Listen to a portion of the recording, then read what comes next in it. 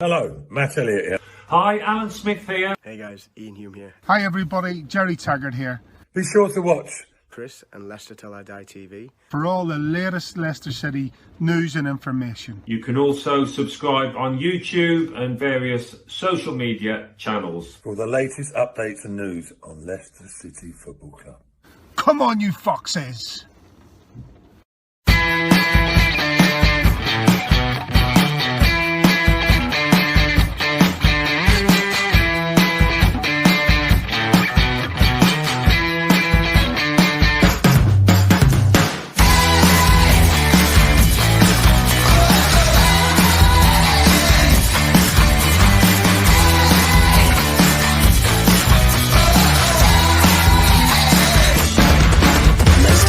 Die TV, your first choice for everything Leicester City. Tune in and join in now.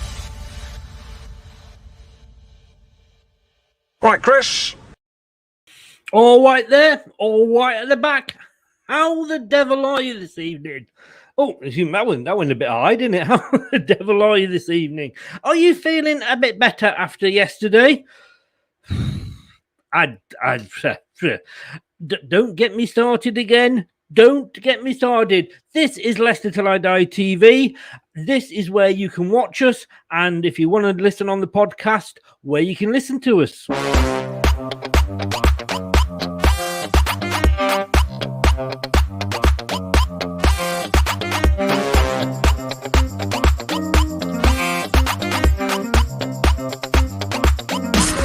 Watch us on YouTube. Listen on your favourite podcast platform or ask your smart speaker to play the podcast Leicester Till I Die. Subscribe, like, follow, and join in now. On your favourite podcast platform if you are listening, or obviously on YouTube if you're watching.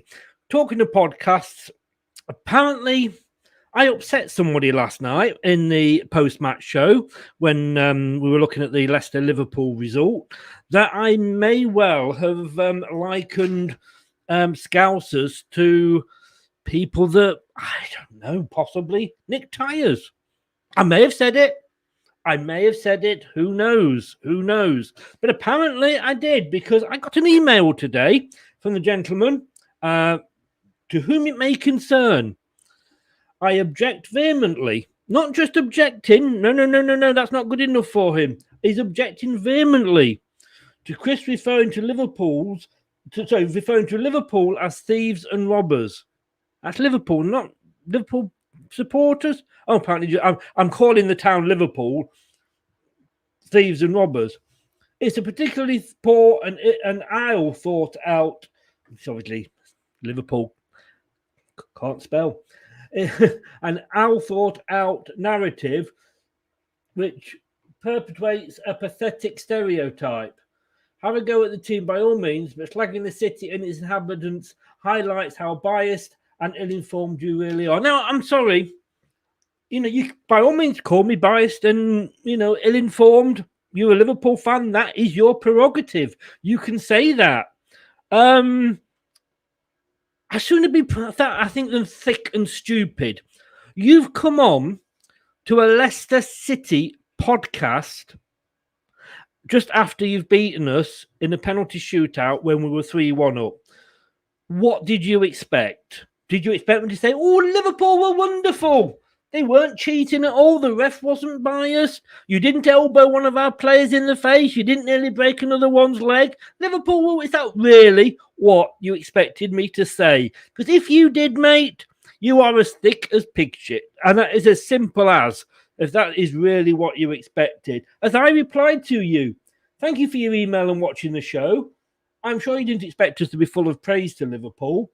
Unfortunately, we live in a woke world now, where if you say the slightest thing, you upset people. I am sure there were Liverpool fans at the ground last night who were upset at the singing during the game. For those of us of a certain age, it's called football. Why weren't you watching a Liverpool one? And he replied, thanks for your ignorance. But I can spell. That's the difference. I can spell. Tyres. Try to engage in debate and I'm return, not in return, I'm return, I get woke agenda thrown at me. And hang on, he will have mentioned to his many Leicester City friends, hopefully they'll seek an alternative podcast. Maybe all your Leicester City friends will go and listen, I don't know, to a Liverpool podcast. Mate, I just think really you've just summed at Liverpool people up there, and I think I'm going to have to play this for you.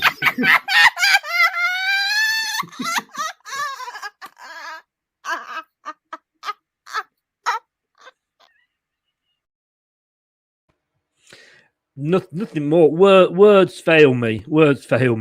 David, good evening. How the devil are you? Static, good evening to you, sir. How the devil are you as well? We would have got you if we could have held out against Liverpool. To be honest with you, we did well against their B team. We didn't do well against the adult team, the main team. And we've got a manager that just makes stupid substitutions.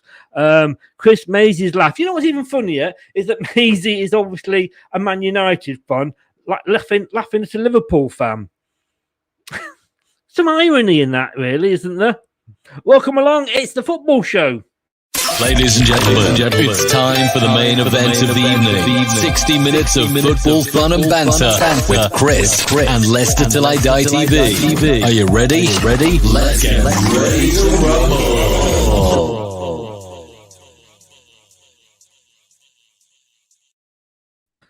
Scott, good evening. I better be nice to you. I don't want to upset you, do I? I won't worry about that, mate. Don't worry about that. You're not one of these pansy Liverpool fans, are you? No, definitely not. Leicester through and through. I mean, they were the city of culture, let's not forget, in 2008.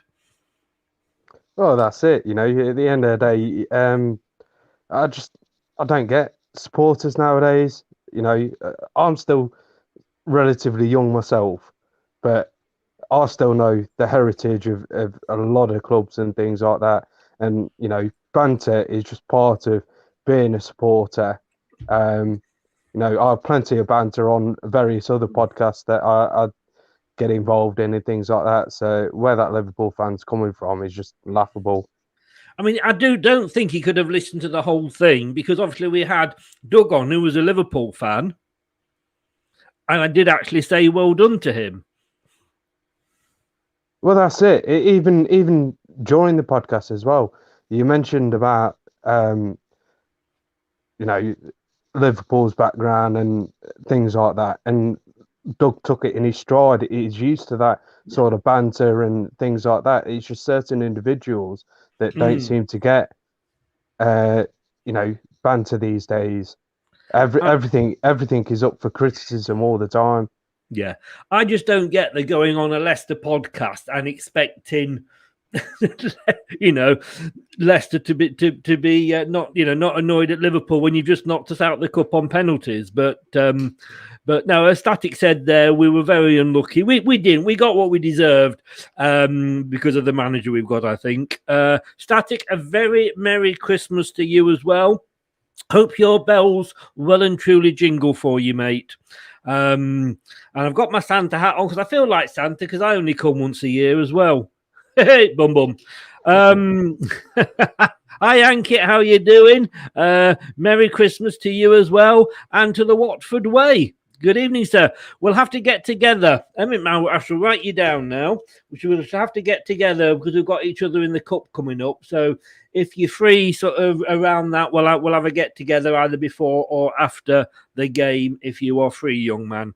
And a very Merry Christmas to you. I hope you can fill some stockings up. Rich, good evening, sir. Man United fan, how are you? Come and commiserate with us. Neither of us are in the last four of the Carling Cup, but you know, as Man City say when we talk about the Community Shield, it's just friendly games, isn't it? It's only a tin pot cup, you know. Long time no see, Rich. How are you? People will talk about us. You know, Rich, people will talk about us. And it would probably be a Liverpool fan as well. But right, so a bit different tonight, because we're going to get we're going to rate the players on their season so far, and it's going to be very interesting because we haven't got, or we haven't had a very good season, so I don't know how high the scores are going to be. Now, Craig might be popping on soon, but I have got his. Brad and Josh, unfortunately, was having to work late. Either that or he's gone out for a Christmas drink, and I don't blame him if that is what he's done. So we're going to go through them with me and Scott. And like I say, I have got the somewhere here. Yes, I've got it there for the scores. Right. So are you ready, Scott? Well, I'll give it a go. See how we get on. it can't. We can't upset anybody doing this, surely, can we? I think we'll have a good go. Let's put it that way. I'm sure we will. Somebody say, "Oh, you're not a true Leicester fan if you've only given him 3 points." You know? yeah. You didn't used to go to Yeovil on a wet Tuesday. I remember when the times were bad. Oh God, Let's just have a listen to this. Have you been naughty or nice? Oh, behave. Yeah, baby. Yeah. Well, some of our players have been naughty, some of them have been nice. We're going to start off with Mr. Albrighton there, Mr. Reliable, Scott. What do you? In fact, I should have put you that side, shouldn't I? But I can't move it now. What would you vote for Mark Albrighton? See, Mark Albrighton, he's had a very indifferent season. He's not the calibre of player that he used to be. No. But his performances that he has played for us this season haven't been all that bad. So on that alone, I'd go for a 6. You would give him a 6. Let's put a 6 right in there for you. And is this going to work? Yes. Look at that. Wonders of modern technology. I know. And let's have a look. And by all means, if you're in the chat, give us your thoughts as well. So Scott's gone for a 6 for Mark Albrighton, and you know what? I could have done with this on the other screen, but never mind. Albrighton. Now Brad has gone for a 4, which I thought was quite low for Mark Albrighton. Josh has gone for a 6, and Craig has gone for a 6 as well. It's hard because he's not a regular player this season, is he? He's not a starter. No, he's not, and I'm quite surprised. I can understand where Brad's coming from because, like I say, he has been played out of position, and when you do look at it, he's one of them players that, at the minute, he seems to be playing rather more of a wing back role or a right back role because of our frailties in defence and things like that. But I think that's slight bit harsh in my personal opinion. Sorry, Brad.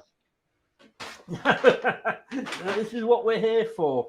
In fact, I'm just gonna have to get a calculator out because I've realised I've got to try and add these up, and I'm no good at maths.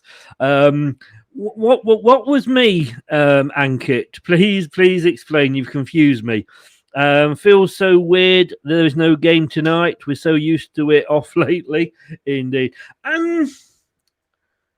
I'm actually going to give him a 7, because I think when he's come on, I think he's like last night, he had to come on, and we know, his defensive role's not his main role, and, he doesn't necessarily sit comfortable in it.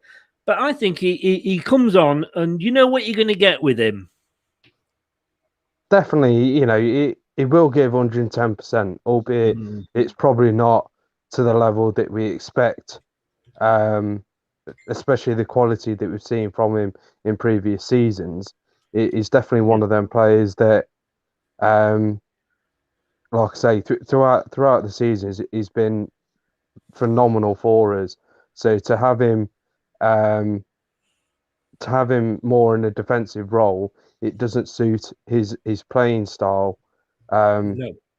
So yeah, but I think that's the just bear with me 1 second because our young Craig is struggling to find the link. Let me just. Yeah, I just saw that.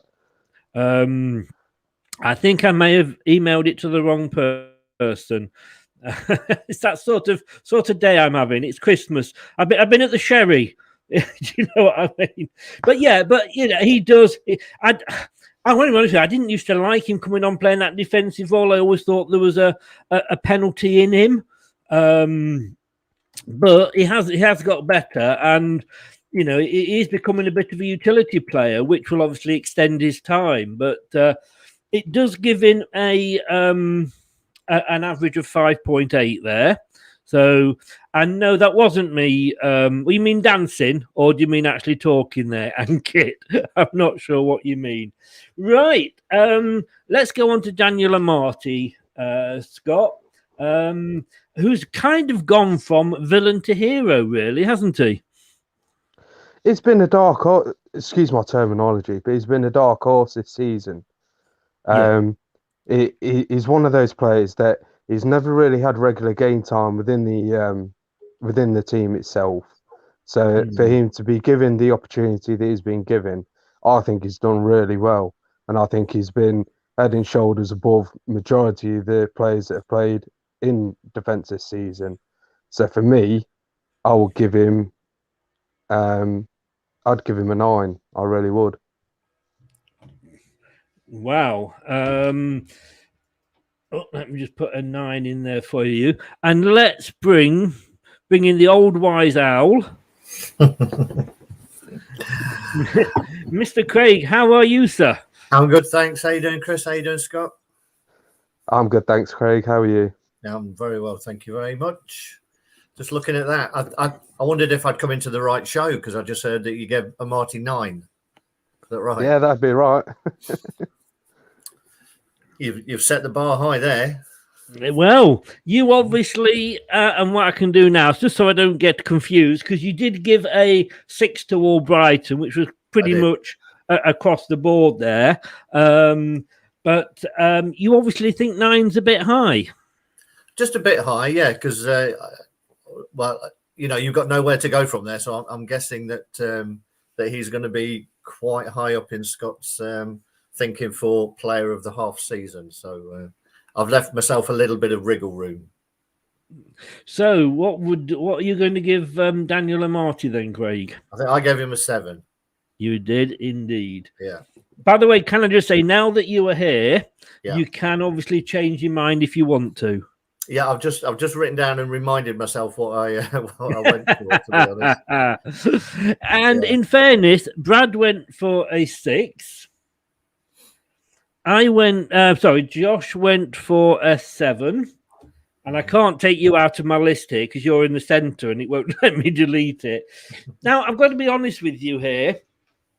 I was never Daniel Amati's biggest fan, although I do feel he was sort of unfairly done by. But it's kind of our number one defender. Let's be honest, he's our only defender at the moment, isn't he? And I think when he's come on, he hasn't let us down. And I am agreeing with Scott because I was going to give him 9 as well. Wow. Whether he is my player of the season, we will have to look at in a second, but later on. And that gives him an average of go on, Craig, you're the mathematician. That's got to be just over 8. 7.6. Is it? Yes, so I'll give you that. That was a good guess. That was a good guess. I'm having to use a calculator, so I'm not going to lie. I know. I just think when we've called upon him, I mean, it's a shame that he couldn't come on last night instead of what's he called? Vestergaard. Him as well. Yes. Or Bertrand. Yeah. No, I agree. I think he's done really well. I just didn't go as high, but he's not let anyone down, I don't think, this season when he's come on. I think he had a couple of games where he was overplaying a little bit and he gave the ball away a couple of times, but when he's being asked to do the basics of just defend, then he's done a really decent job. So I think as well, I don't think he's a right back. I think he struggles when he's in the right back role. But I think the centre back role suits him more. Yeah, and I've noticed on a few occasions that he's quite vocal. It's almost like he's grown a bit more confidence over the past season and a half since he's come back from injury and got more minutes on the pitch. That he is more vocal and sort of shouting and trying to organise players around him. So he's done a really decent job this season. And he is still young. I mean, he looks like he's like coming up for retirement, but he's actually still is it early mid-20s? Yeah, I think he's about 26, to be honest, Chris. But yeah, to me, he just seems as if he's one of these players that, like Craig has said, he's not really had a look in him because of injuries to himself and other players. Being put in the right back role was more of a struggle for him than what it was being in the centre back role. Since he's been put into a centre back role, he seems to be one of these players that has grown in confidence with the more minutes that he's played. It just seems more of a natural centre back rather than he is a right back. He's 27. I didn't think he was that old, to be honest with you. But he must have just had his birthday. Yeah, I think so. And if anybody that is watching comes up with these silly names and puts these silly comments in, you'll just get blocked. So you're wasting your time. You're wasting your time. And I see it's happening on a lot of channels. TM, have you got a note again? You're always late these days. What? I'm not asking. I'm not. Just send me your note later. Just before we move off Daniel and Marty, in January we can change the squad, the Premier League squad, can't we? Yeah. Would you guys? Because I can't. Rodgers has come out and said we haven't got that sort of money to go out and be paid, buying a lot of people, so we can't probably go out and buy Tarkowski. Would you not give Benkovic a chance? I mean, we are literally so short on players, and you think they're coming back and they don't, and COVID's going about, and then you've got illnesses that they seem to. I don't know what Brendan does to them on the training pitch. We've got this brand new facility, and they seem to be picking up more injuries at training than on the pitch. And at least he's a defender, and he can be in that position. For me, I think Brendan and the coaching team are seeing him every day. Week in, week out. So, and we're not party to that, obviously. But I don't know. I mean, if he's showing any kind of form, then I would imagine he's going to bring him into the squad just to cover numbers. But what he can't do is leave himself blocking gaps for returning injured players. No. So he has to be careful of that. Obviously, he's got to leave gaps for James Justin and Fofana to come back into it. So he just has to handle that a little bit. If Benkovic comes in, then someone has to drop out, I guess. Yeah, indeed. I mean, Scott, we don't know when they're going to be back. If they're going to come back, Justin and Fofana. And we're expecting a hell of a lot from them, because you look at Pierre, as you guys have been saying when you've been sending your votes through, Pierre has not been the same since he came back, and he's injured again. Evans, we don't know when he's going to be playing. Castanya's not been the same since he come back. Maddison's, it's taken him 10 weeks to probably get back into sort of the form that we know that he's capable of. By the time that's with Justin and Fofana, your season's virtually over. Yeah, exactly. It's very hard to try and scale how the team is going to perform, especially with injuries to various different players. Like you say, they've come back, and you've almost expected them to be at the same level as what they were before they got injured. Unfortunately, it's not worked out. realistically, it was never going to really work out with these players, and they're going to need time to get back into the fold and get minutes in the legs. And just get back to a normal Premier League level. So, when you look at it, the likes of Fofana and with James Justin as well, as you've mentioned before, Chris, there is so much expectancy on them. But I think fans have to realise that it's going to be sort of possibly April before we start seeing the performances that were there at the end of last season from them. Yeah, I totally. Well, you've agreed with me, so I'm obviously going to agree with you. Harvey Barnes, Craig. Yeah. I gave him a 5. Disappointing for me so far. What I've not seen from him is development, I think. If anyway, he went back a little bit. Obviously, again, as we've just been talking about, players coming back from injury, it does take them a little while to get back up to speed. But even saying that, I've been a little bit disappointed in his game development in terms of his movement, his appreciation of a game, of runs off the ball that he should be making more. He has these little bursts when he bursts into life and he can do something, but I'm not seeing him look like someone who's going to take that next leap onto a really, really top class Premier League consistent player. And I think that's the word that we haven't got from Barnes yet. Obviously, he's still young. Obviously, he's coming back from injury, but for me, he needs to show more consistency and to get him a higher mark than 5 at the moment. Josh went for 6, as did Brad. Scott, Mr. Harvey Barnes. I'm going to agree with Craig, to be honest.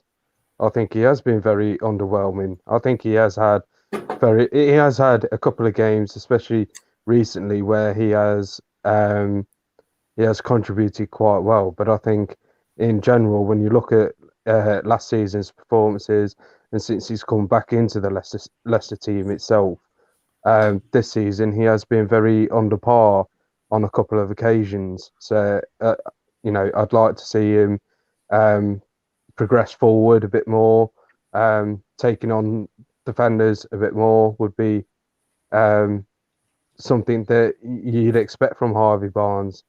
Apart from that, that's as much as I can say. We love this game, don't we? Because we all see things differently. You could put sort of four fans of the same team in the same room, and they'd come up with different arguments about the team all the time. I thought when he's been played, generally speaking, he's one of the few players that actually does attack the opposition and doesn't always maybe get his end product right, but he does have a go at the defence, and it's something that when he's not playing, I think we've struggled with. Not his best season, obviously, but again, you'd have to say that as a club we're not having a best season. I'm going to give him 7. I've got to be honest with you on that, guys. So I'm not a million miles away from what you're thinking. But that gives an average. Go on, Scott. What is it? I'm only joking. It's 5.8. So exactly the same as a Marty there. O'Brien, sorry. Now then, TM, cooking. What we having? What have you cooked us? Toad in the hole. Cockerel. I had to get Toad home the other night, but then again, Ratty and Molly were pissed. Bum. Have you opened your crackers early, Chris? Yeah, January. I've been using them all. I'm going to come to you afterwards, Craig, with this. I'm going to go to Scott first for Mr. Bertrand, as I insisted on calling him when we first signed it, free signing from Southampton. I thought he had a really, really, really good pre-season, to be honest with you, but he hasn't really carried that over into the season itself. Played 4 times so far, no clean sheets and no goals, as we found out last night. I think that says it all, to be honest. The fact that there's no clean sheets every time that he's played. In fairness, though, that's virtually the whole team, isn't it? When you think about it. Yeah, but he's just one of those players, like you say. At the pre-season, he did look as if he was going to be very menacing, and he looked very promising. And unfortunately, he's been everything other. Every time that he's been on the pitch, I've just felt, there's a goal that we're going to concede from him. It has been very, very abysmal in my opinion. So for me, I will go for a generous 2. A generous 2. Whoa. Can I just say, I don't think Ryan Bertrand is going to act. But just I'm at it again. Ryan Bertrand is necessarily going to top the polls tonight. Craig, I have a feeling you're not so far off that. Well, I think that's an understatement, Chris, to be honest, because exactly the same too. I think this is probably the only time that Ryan Bertrand will ever be mentioned in the same sentence as Mesut Ozil and Aubameyang, because what it looks like to me is someone who's managed to get himself a lucrative 2-year contract, and that's it. I'm done, because I've not seen anything from him that makes me believe that he wants to put in a shift or he wants to put in a crunching tackle or anything. He's going through the motions for me, and at this level, you can't afford to have people going through the motions, taking any kind of money out of the club, to be honest. I've been just really, really disappointed with him. I thought he was a good signing, so he duped me as well. So, just really disappointing. And 2, as you say, is quite generous. Well, it's a popular score because Josh has given him 2 as well. Brad's given him 4, and I'm really... I thought when we signed him, as we said, that he was a really good. I thought, to be honest with you, he was going to be the bargain buy for the whole window. That we got him on a free with his experience and what have you. And in the preseason games, whether it was the fact that we were playing lesser opposition, I don't know. He just seemed that I thought he was going to really fill that gap. He had that experience that we didn't have because Wes Morgan had moved on and. Evans was out, but it's just not happened for him, has it? And I am very, very disappointed, and for that reason, I'm going to give him a 3. And I'm being generous at that because he had a couple of good games pre-season. Anybody want to work out what his average is? I think it might be 2. 2.2, yes. That's very good. Scott, come to you first for this one. Timothy Castanya. I mean, again, as we do with all when we're looking at a defender, we've got to think they've not played that many games. Castanya's he's been very hit and miss this season. Albeit he's had to play on both wings, and you kind of expect that from him because of he can still fill the void on the left-hand side of the pitch. But he's been very underachieving, again, to how he was last season. But I still feel he has had a couple of half-decent performances. So that I'm going to go for a 6. A 6. Craig, he promised so much. He's, a Belgium international. He's actually played 14 times and he started 11. Has he suffered from being in the back 4 problems that we've got at the moment? I think so, and I think he's not managed to nail down a regular slot. He's moved all over the place. He is Mr. Versatile. He could even play up front, to be honest, with that shot that he had in the Newcastle game that Schmeichel kept out. I think, for me, what I do like about him is I don't think you can ever accuse him of not putting in a shift, Castanya. He likes to tackle. He'll get kicked, he'll get elbowed, headbutted, whatever. He'll get up and he'll go again. And I like his aggression. And for me, he's been one of those who has not always had his best game, but as I say, you can't mark him for lack of effort or putting in a shift. So he's dropped down from his high standards, but then again, from being stuck in that shocking back four and being moved around and coming back from injury himself. So I agree with Scott again, and it's a 6 from me. Right. Well, Josh and Brad were agreeing on this one, and they both went for a 7. And I think he hasn't done a lot wrong when he's coming for us. I've got to be honest with you. So I did say no half, so I'm going to have to go 7 as well. So only because probably he's played more. Sorry, it's about 7.7 then, is it? No. Oh, you ahead of me. You're ahead of me. I don't know. 6.6, but I'll give you 6.7. Thanks, man. You get an extra point for that. Thank you. Well, is he going to go in January?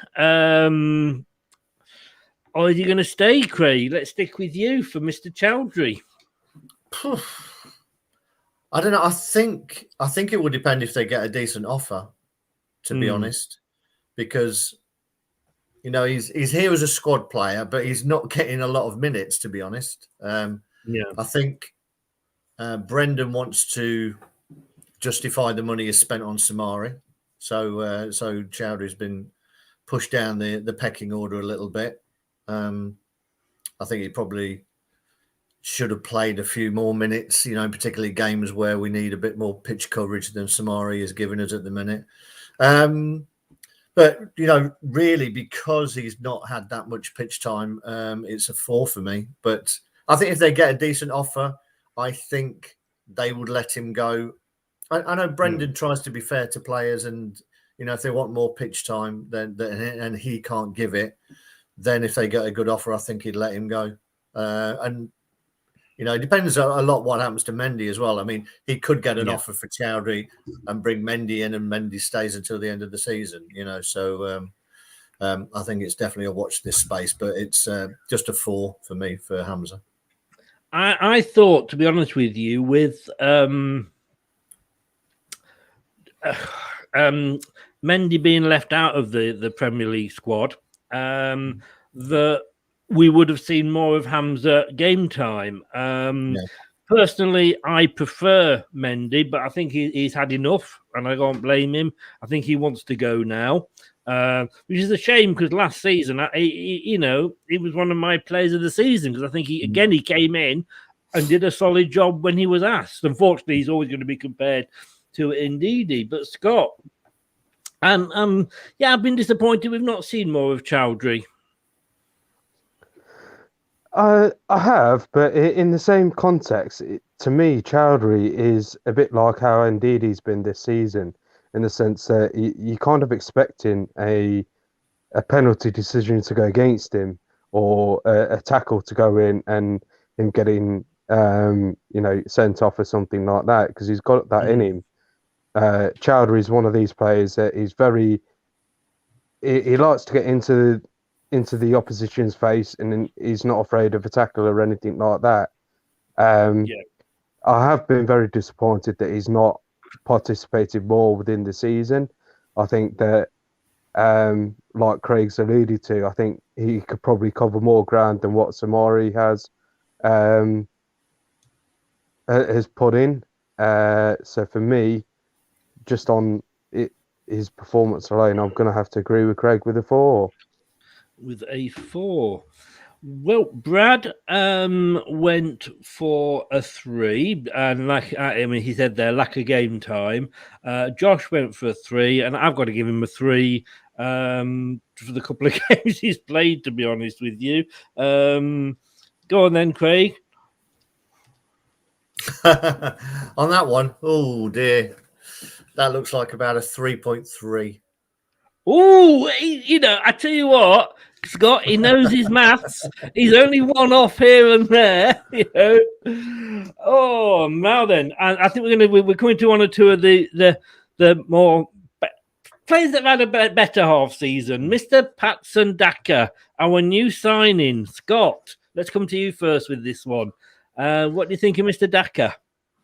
I've been very, very impressed with him. I think he's almost a Vardy-like sort of player. I know he's got his own way of doing things, but the way that he presses the ball, the way that he seems to have a good touch on him, he's not afraid to run at defenders neither. But it's also his reading of the game as well. I believe that he's a younger version of Vardy, and I'm convinced that given more time and another season within the Premier League, you will start to see Patson really progress. Hopefully, no injuries. But yeah, on that, I'd definitely give him a 9. I really would. You're giving him a 9. Craig. Well, I'll put my score in first. So I've given him an 8. Yeah, I've been really impressed as well. Yeah. I mean, he's had a couple of not so good games, and it tends to be when he's started. Although he started and played very well yesterday. And like Scott said, I've been impressed with his appreciation of the game, an appreciation of an awareness of players around him. He's not selfish. When there's an opportunity for someone in a better position, he'll play it. And I think in many ways that's something that you see more on the continent. You see it definitely. You see it a lot in players who have played in Spain, but also in Germany as well. I don't think they have that necessarily that single-minded mentality that they need to be the one scoring all the time. So he has had a couple of opportunities where he could have taken a shot on, but he's seen players in a better position. And if we'd have done that, if other players had done that in a couple of games, we may have a few more points on the board this season. I'm thinking particularly during the Villa game. But for someone coming in, we talk about sometimes it's not easy to get up to speed with the Premier League. But I think he's done a fantastic job so far and deserves high marks. Yeah. To say hello to Charlie. How the devil are you, sir? Welcome along. Well, I mean, you've got to expect that it's going to be high points. I feel like on Strictly Come Dancing here, or 9 or however they do it. I don't watch. Are you going to do the American Smooth, Chris? What is an American Smooth? It sounds extremely rude. No, if you don't know, then I thought you were telling us. I thought you were trying to tell us that you're a bit of a Strictly fan, but no, I can't stand it. No, I know that. They should never have taken off Come Dancing. I think they just had to do. They couldn't have that now with the name, could they? Let's be honest with you. Now, Patsendaka, he gets 2 8s off Josh and Brad. Do you know what? He must have looked at that game last night, and he must have turned around and went, "Sod off, Vardy, will you?" I mean, he keeps thinking that, maybe next, we start Vardy and then Vardy comes along and carries on scoring, and you're thinking, the poor lad. But he is going to be, we know, Vardy's replacement, and I can see the roles reversing. Very much like you say, so not selfish at all. he doesn't, he's there. I mean, I can't remember what the games have been so often and so bad just recently. But when the ball was passed to Newcastle, he scored against Newcastle, didn't he? And he literally had followed up with play, and it's been a long time. Quite often you see that we'll have somebody in the box and he's got nobody to pass to. But Daka would run up and got it. And when was the last time you can remember a Leicester City player scoring 4 goals in one game? I'm going to leave that one with you, Chris. I can't remember. It was certainly not in our lifetime. I think we're talking black and white days. We might have even been talking the black shirts with the blue sash over. I'm probably going to be quite controversial here, but I love this guy to bits. I'm going to give him a 10 because I think, he's maybe had the odd bad game, but then who hasn't? But I just think for everything he's done for, when he's come on, I say the 4 goals, against a top European team, his unselfishness, I am going to give him a 10, and I'm unanimous in that. So let me just thank God when they invented calculators. +8. Got to be an 8.8, hasn't it? Oh, any advances on that, Craig? No, I'm resting on my laurels now. 8.6, Scott. So not bad at all. Not bad at all. And the scary thing is, I do reckon there's more electronic wizardry goes into one of those than to the ship that put man on the moon. That's very, very scary. Craig, we'll come to you. Kieran Jewsbury Hall, breakthrough player. A great prospect. Yeah, I think he's, you talk about players seizing the opportunity when it's given to them, and I think he's done just that. I thought when he came on a couple of games ago, there was a few passes that went astray, but the fact was he was getting his head up and trying the passes. He was trying to progress the game. So I think you can forgive a few passes going astray. I do like the fact that if you watch him off the ball, he's always having a look round to see what's going on, where players are, where his own players are, but also where the opposition players are. And that's something that you see the top players doing. Yuri's doing it all the time. If you watch Yuri off the ball, they're always looking to have an appreciation of where the game is. And for him to be doing that I know he's not young. I think he's 22, isn't he? So it's about his time to make a breakthrough. But he's made the most of it, and he does look a very, very good prospect, and adds a little bit more grit in there as well. He seems to enjoy the challenge, the physical part of the game as well, which is great for me. And I think he's got all the makings of a real box-to-box midfielder, and there's not many of those around at the moment. So I've given him a 7. A 7. He's 23. He went on loan, got to Luton last year, won there. Well, I think he won every award that was going, to be honest with you. But he's played 7 games so far this season. I don't know what they are doing on the Premier League website, but he's played 7 games anyway. And to my mind, the chances are, if we're being honest, Scott, we could be losing Tillemans, and I've been that impressed. I think he's a natural successor. See, KDH is one of these players that I've been following for quite some time. Last season, especially at Luton, every game that I saw him play, he was just his man-to-man. His management of the game and things like that has just improved so much, especially being at Luton. And then to come into a Premier League side and to put in the performances that he has been putting in, albeit a couple of stray passes, like Craig has alluded to, and he's still learning the game. He's still there's still plenty of improvement in him, and I think if we do end up losing Tielemans anytime soon, then I do see KDH taking that role within his stride and still being able to put out a decent performance. I'm going to agree with Craig on a 7. I think like I say, he's had a couple of times where he's not quite been at it, so to speak, but that comes with experience and being within the Premier League itself.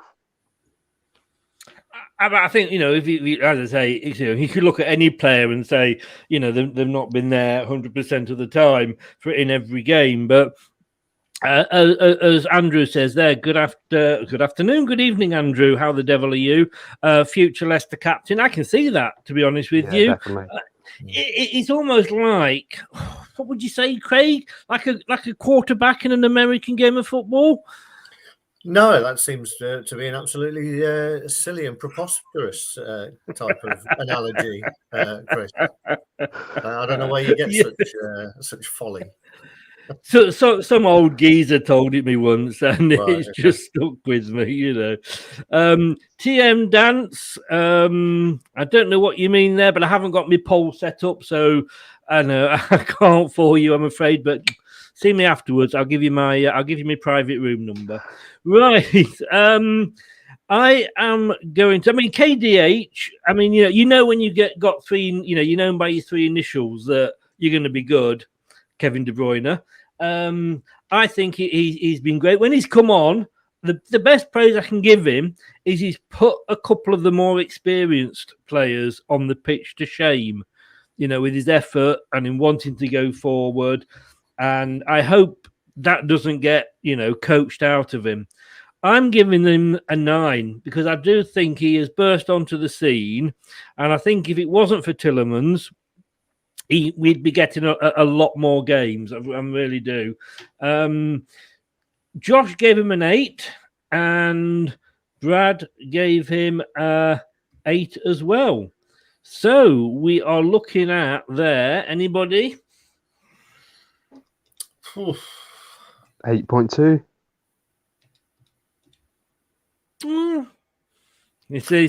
Craig, he's not going to go now. He's had a couple of good runs and he's staying ahead, aren't you? You're quitting ahead. I'm stuck. Yeah. 7.8. Now we've got Craig's favourite player coming up here, and I think before we get on to Mr. Evans, I think we should just take an extremely quick break. Watch us on YouTube. Listen on your favourite podcast platform, or ask your smart speaker to play the podcast Leicester Till I Die. Subscribe, like, follow, and join in now. Yeah, please, if you are watching on YouTube, click that subscribe button, smash the likes. It really, really does help the channel grow. And if you're not watching on YouTube, get onto YouTube. It's Leicester Till I Die TV. Please, as I say, give us a subscribe, and we really would appreciate it. Let's just see a couple of comments here, and here we go. Red Devil Studio, good evening. How the devil are you? Shout out to the panel. It's been an underwhelming season for Leicester so far. I think you've been very polite there. You could call it a lot worse. You really could. But be careful you don't upset anybody, when you come in on when you talk about other teams, you got to have been in earlier, Red. I'm only joking. And Ant, good evening. So are you home in one piece? Welcome along. How the devil are you? We are not very good at the old football. Well, I don't know, Craig. Are you good at old football? I'm quite good at young football, but that's another story. But your favourite player, Craig? Let's start with yourself. And I tell you what, let's just. I've got to do this really for Craig when he's talking about Johnny Evans. Johnny Evans. As I say, a player who has already got in his head the fact that he's going to get a statue. Because he poses for it on a regular basis. I think if anyone's seen the Bobby Moore statue at Wembley, with him posing there, I think with one foot raised on top of the ball, I think Johnny Evans pays homage to Bobby Moore virtually every game that I've seen him play so far. Talk about slowing the game down. that now will just be called, they've done a Johnny Evans. I think the problem is that you've seen, although we've not been tight at the back, what we have been seen since he's been out is the fact that we move the ball a lot quicker and we transition quicker from back to front when he's not been there. Because he plays to this sort of textbook football that he's seen the diagram, and until the players align with the diagram that he's seen, he refuses to release the ball. I mean, it just does my head in. And yeah, he's a good defender. Yeah, he scored a couple of goals for us recently as well. But my God, he slows us down. That must have stuck in your craw, Craig.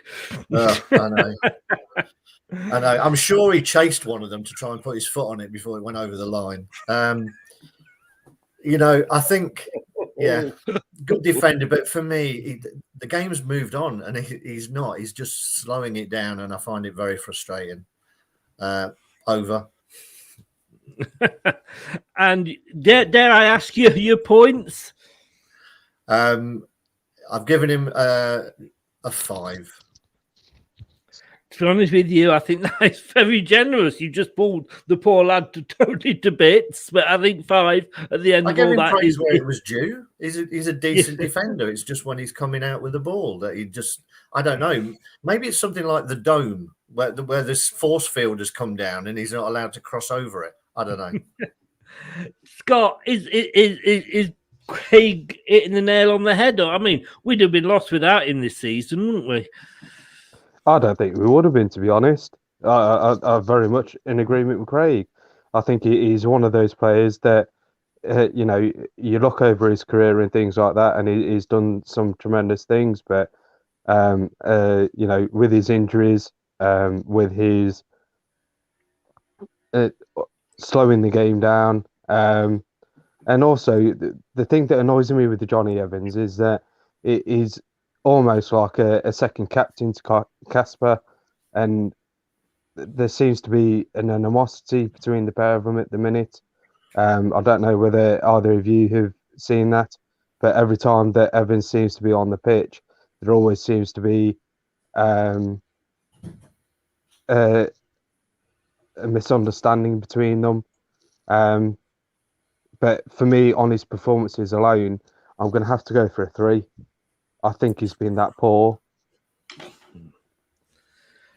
Okay, I wasn't expecting that. Well, I'll just say that Brad has given him a 6. Josh has given him an 8. Well, excuse me? An 8? An 8, yes. I think he's been on the whiskey. Jeez. You sure he's I mean, a 3 and it looks a bit like an 8?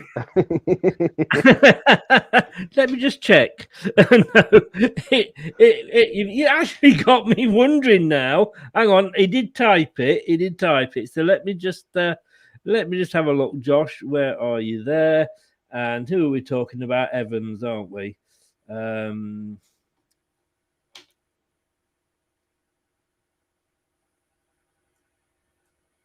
I've actually got it wrong. Would you believe? What am I doing? Apologies, Josh. Yeah, he's given 6. Right. He's given 6. I don't know where I got 8 from. He's given 6, the same as Brad. I must have literally typed that completely wrong. Let's just have a look. Good job Evans, someone's checking up on you, Chris. 8. It is. Yes, 8 and 8. You've really got me wondering now. So well, can I just say I was thinking 8 for him, if I'm honest with you, but I daren't now. No, you put 8, Chris, because to be honest, I'm looking at the scores you've given, and I can't believe we're not in the top 4. Yeah, because everybody's playing 7 and upwards for you, most of them. No. Not Ryan. Yeah, he doesn't play. But those who are playing regularly are playing great. I think it's not just the fact that whether we're winning games, it's the performances they're putting in in those games. I'm just poking you with a stick. I know you are, and I am replying to you. And just because you've poked me with the sticks, I am going to give Johnny Evans 8. So only because I know it will make absolutely no difference at all. Because he's just. I'll tell you what, no one's guessing this percentage.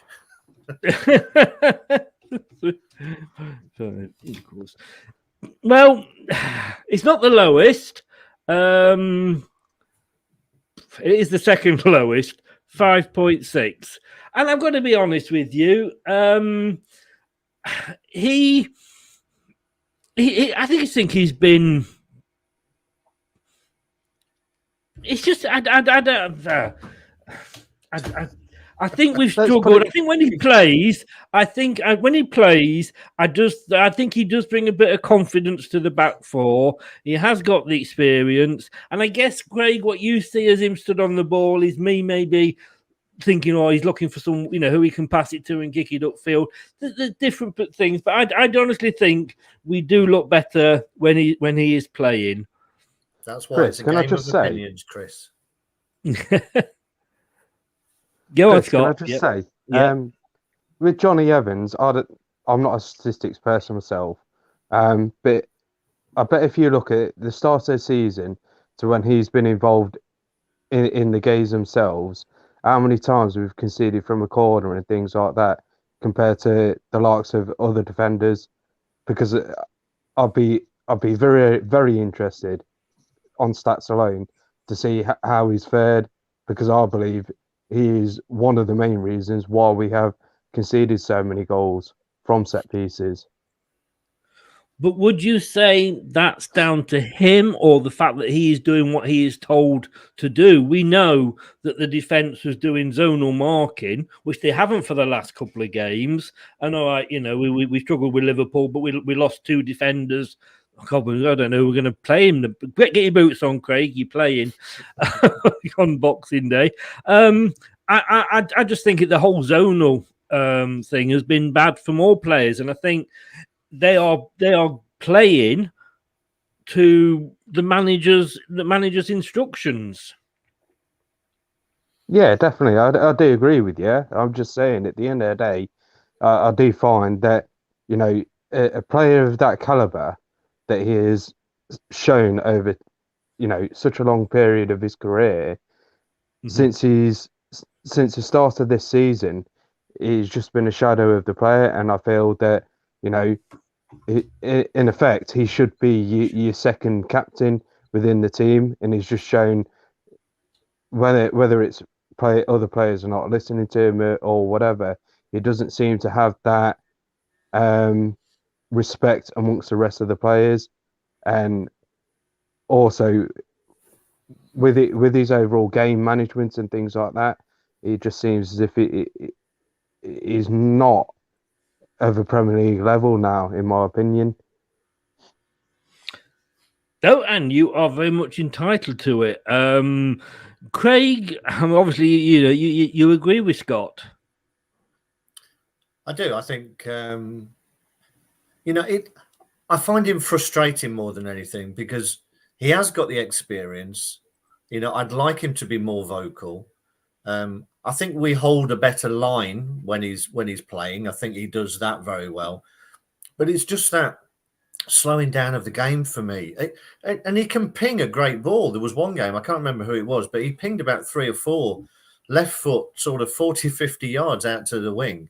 But he doesn't do it often enough. It's like if there's nothing on, that's it. He will literally just stand there on the ball, like he's playing FIFA and he's got his joystick stuck or something. And it's just frustrating, I think he's just fully glitched. But yeah, he's frustrating, and that shows in the mark that I've given him. That's fine. Apparently, American Smoothie is a dance. American Smoothie is a dance. It is. Yes. Maybe that's going back to the come dancing and Strictly conversation.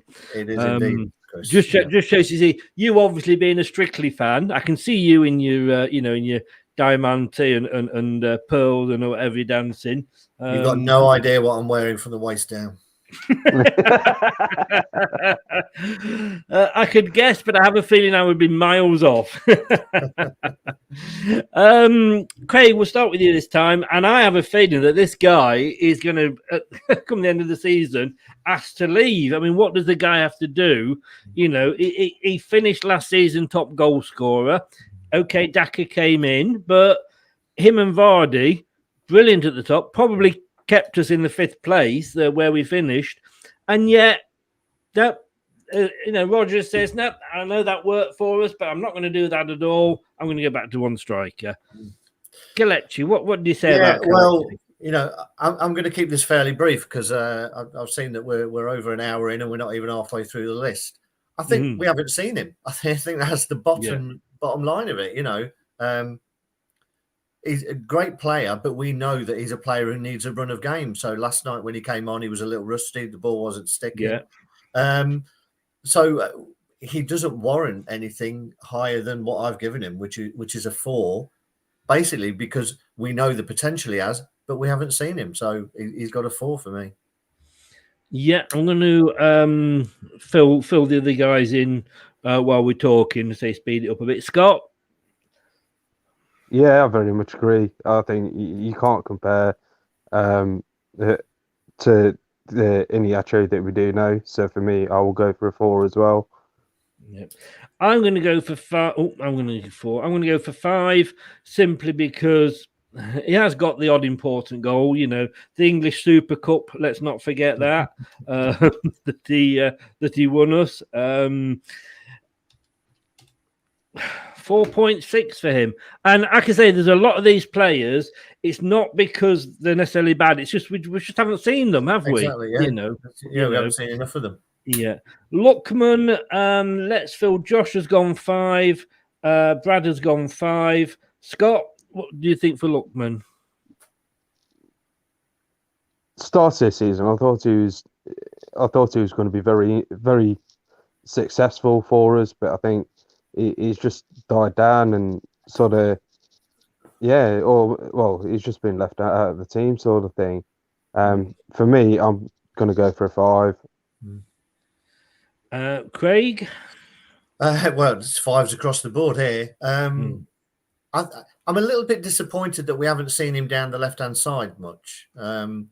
That's where he looked really dangerous for Fulham. And it's almost like he's being used to fill a gap because we've got nobody else to fill the gap on the right-hand side. So he's not getting his opportunity down the left. And I think before we make a full judgment on him over the season, I think it'd be worth him getting a bit of a run out down there, particularly as Barnes hasn't been tearing up any trees. I think he deserves a bit of a run out down the left-hand side to see whether he has got anything about him, because I think playing down the right, he's been decidedly average. You know, in a game, he can be fantastic and then disappear for 15 minutes. So I think 5s across the board is pretty what he deserves. He did, you know, and I was being careful what I said because Under looked good at the start, and we all know what happened there. But I think the fact that Barnes plays on the left is what's keeping him on the right, to be honest with you. No, I agree. Would I buy him? I honestly don't know at the moment. Like you say, you know, at the start, he seems to play better when he comes on rather than when he starts a game. Not unlike a certain Mr. Gray, but I'm going to have to agree with you guys. And at the moment, it's 5 because I want to see more from him. Now Chris, then, what I'm frustrated with, sorry about this, but what I'm frustrated about is the fact that, like Craig has alluded to, you've got Lookman that played last season for Fulham on the left-hand side. Now, I've been saying for quite a while, why don't we swap the likes of Harvey Barnes and Lookman to the opposite flanks? Because Barnes has previously played for the likes of West Brom when he was out on loan and things like that on the right-hand side. And I think it might give us a whole new, different attack, almost, so to speak, because Barnes can play on the right-hand side and he can cut in and he can deliver a good cross with his left foot.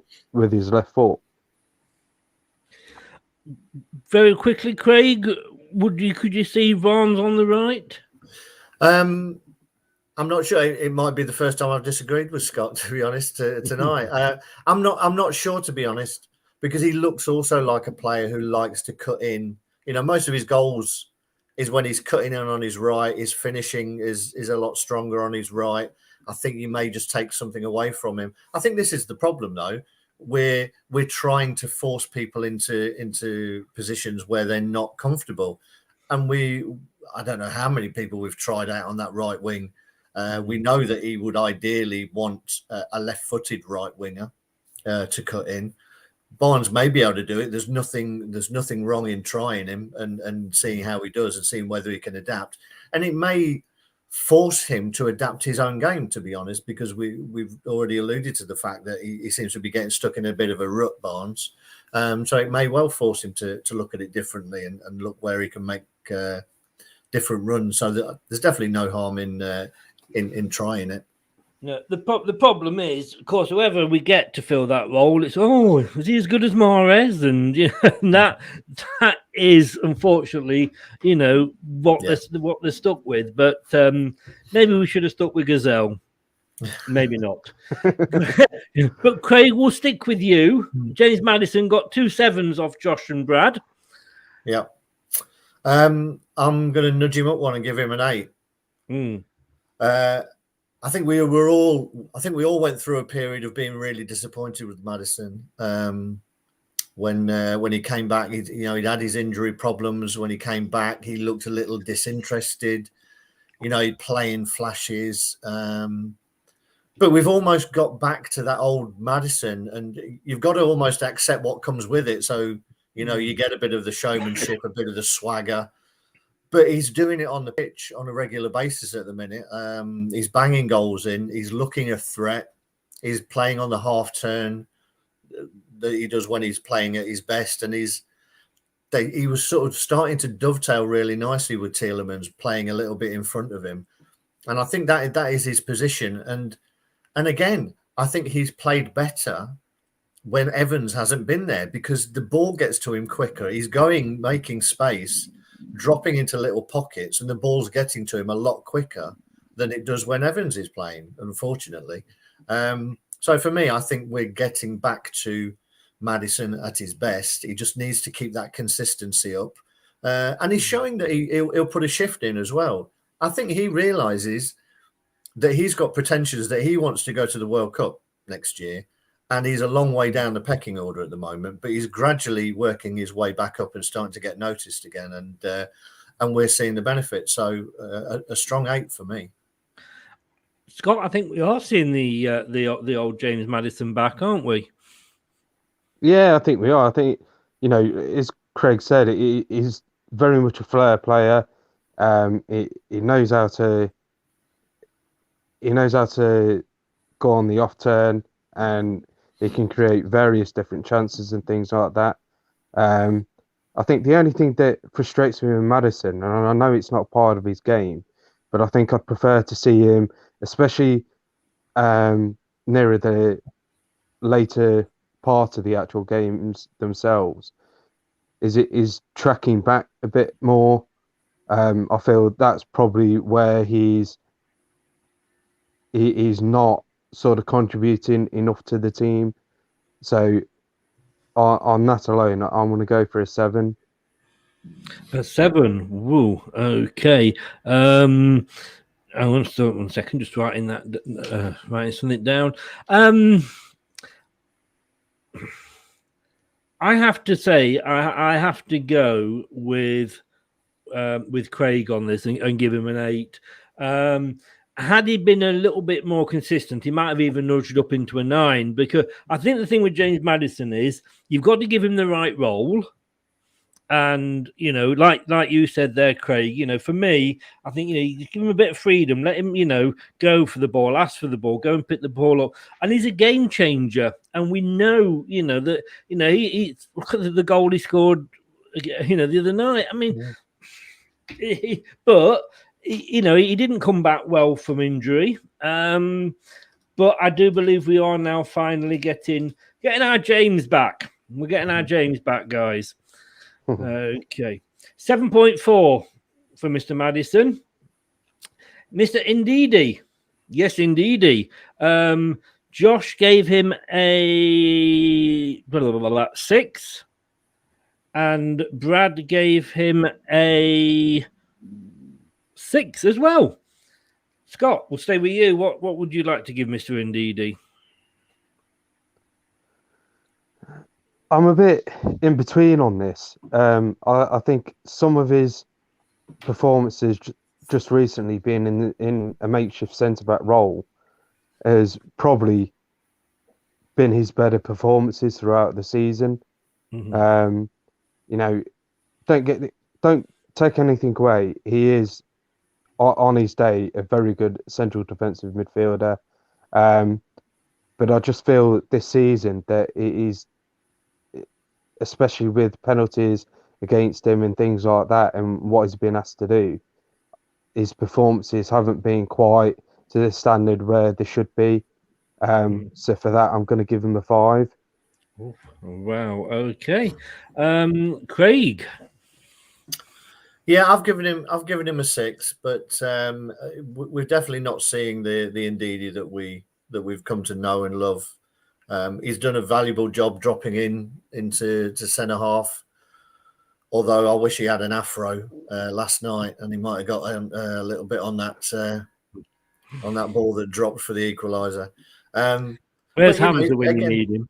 I mean, he's being forced into a position that he doesn't necessarily want to play, but I thought he did it very well against Newcastle. And as I say, because he's a midfielder, he moves the ball forward quicker. He's looking for a pass quicker. But we know the heights that he can get to when he's playing in his natural position. And again, he has had a bit of a few injury problems, and I don't think we've seen him at his best. But I think I've seen enough of him to give him a 6 for me.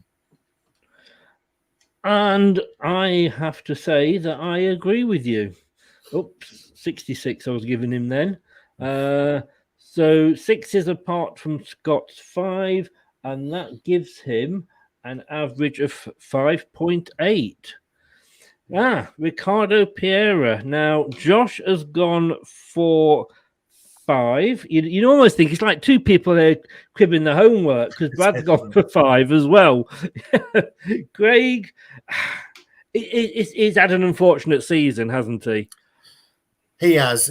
I mean, no sooner is he back than he's out again, and hopefully that horrific tackle on him the other night hasn't put him out for any length of time. I don't know. I've not heard anything today about what the prognosis looks like. Hopefully he went off precautionary, but I mean, a shocking tackle. It just shows you that if you come out publicly and have a moan at the referees one week, then they'll be on your side the next week. Although it was absolutely ridiculous that there wasn't a red for that, but let's move on from that. But we know, again, like Wilf, we know the heights that Ricardo can get to, and we've seen it in patches. He's had a couple of good games where he's looked back to his best, but I think he's suffering from the fact that we don't have that solid back four, so he doesn't dare venture forward as much as he may well have done in the past seasons, because you know that you're leaving a gap behind. So for me, I've gone for a 5 as well. For a 5, Scott. Yeah, I very much agree with the rest of the panel, to be honest. There's, like Craig says, there has been patches where he has played well, but also, with the injuries that he's sustained and being out of the team for short periods of time, but quite frequently, his season's not quite got going yet. Is it Perez Brad's always slating? Yes, it is. Get your crash helmets on for this next one, Rich. Good evening. How the devil are you, sir? Welcome along. And you see Brad later, you can tell him. And I tell him I actually gave Perez a 9 from him, and see what he says. Because he'll have to come on to check. I feel sorry for Pierre, because, like I say, he hasn't had He hasn't had the game. I'm only going to give him a 4, but that's only because he hasn't sort of, been injury free. So that is the only reason why. And that gets him a 4.8 overall. Now, Brad has given Iosi Perez a 9. Rich, tell him 9.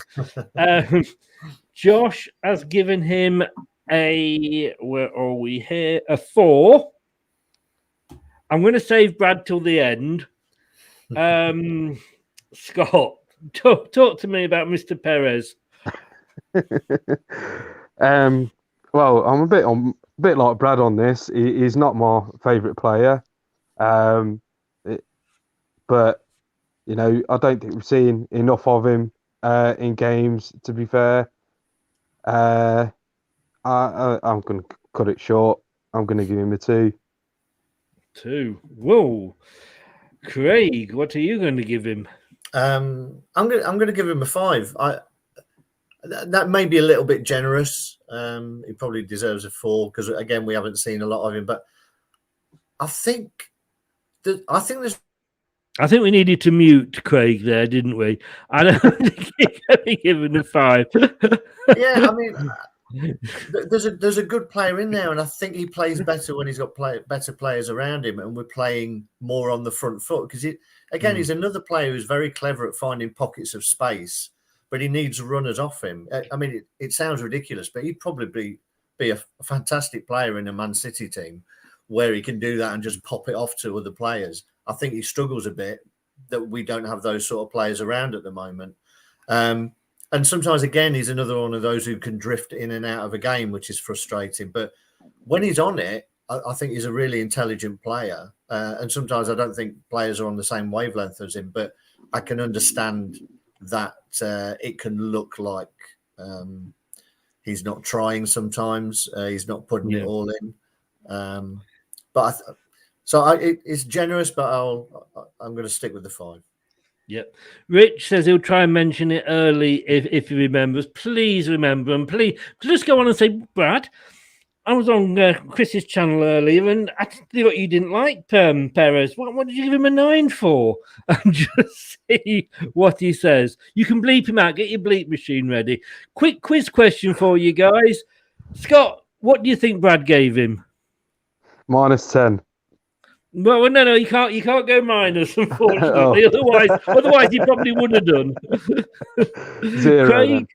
what about you? Well, I think if he's gone any less than a 2, then he's just showing he's really, really biased against him. So I'll say 2. Nope, that was what he gave him.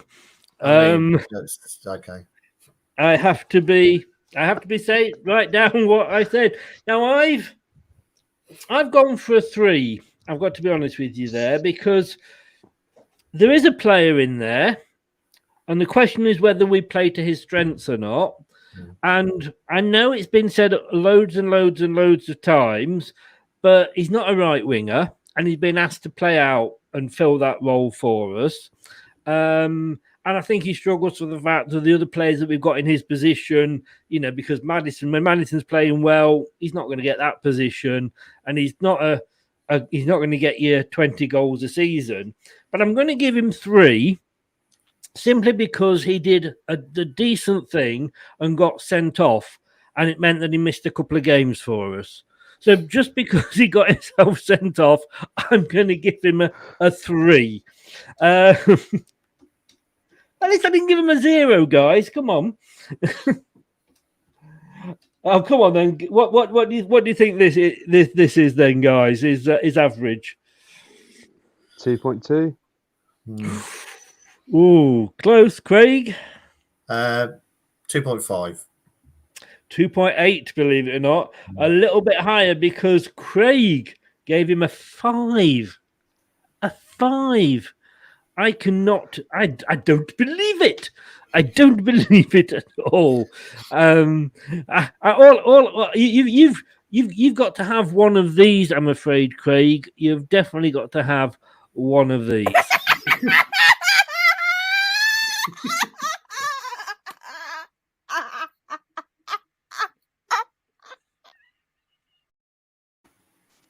That's because I left my bias at the door, Chris.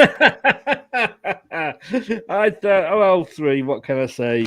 I can say, well, he saved us a couple of games by getting himself sent off. Kasper Schmeichel, 7s across from the board from the boys. I'm sure they have been swapping answers. Craig, we'll stick with you. What do you think of Kasper's season? 6 for me. But that's because I think he's sort of dropped down from his standards. I mean, his kicking and distribution has always been pretty poor. But I've docked him a little bit because of what I'm seeing now is a lack of dominance in the box. He doesn't seem to be the dominant force. He is vocally, but he's not coming out and commanding it enough for me. But what he is, he still remains a fantastic shot stopper. His reflexes are fantastic, and he's made some amazing saves. Going back to the end of last season in the cup final, and even last night he pulled off a fantastic save. So he's just, it's a 6 because he's dropped from the levels that he has been, but he's still a fantastic keeper for me. Yeah, Scott. Yeah, I'm very much on the same wavelength as what Craig is, to be honest. Don't get me wrong, like Craig says, he is a fantastic shot stopper, but the thing that's frustrated me with Kasper, especially this season, is he's not been coming out and retrieving the ball as much as what previously he would have done, especially within his own 18-yard box on set pieces. There's been quite a few times that you'd expect that from Schmeichel in previous seasons. So for me, I'd stick with the 6. I was torn on this one because, and I think it's because you mentioned it there, Craig, and you hit the nail on the head. He's had such high standards, and you kind of got to accept that he can't kick for toffee, and it does go out. And then, and I've not been impressed, as you know, and I've said it so many times with his, passing it out to Soyuncu or Evans, when you should be kicking up the end of the field. But again, it's what he's obviously been told at that point to do. So I can't really blame him for doing what the manager has told him.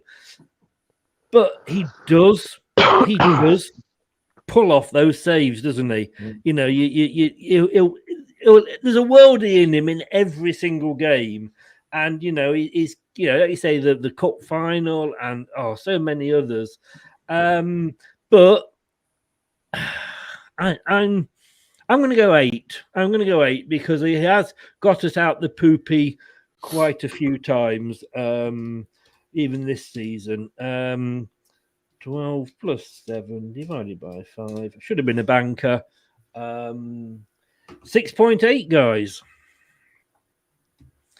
Bubakari Samari, gets a 4 from Josh and gets a 6 from Brad.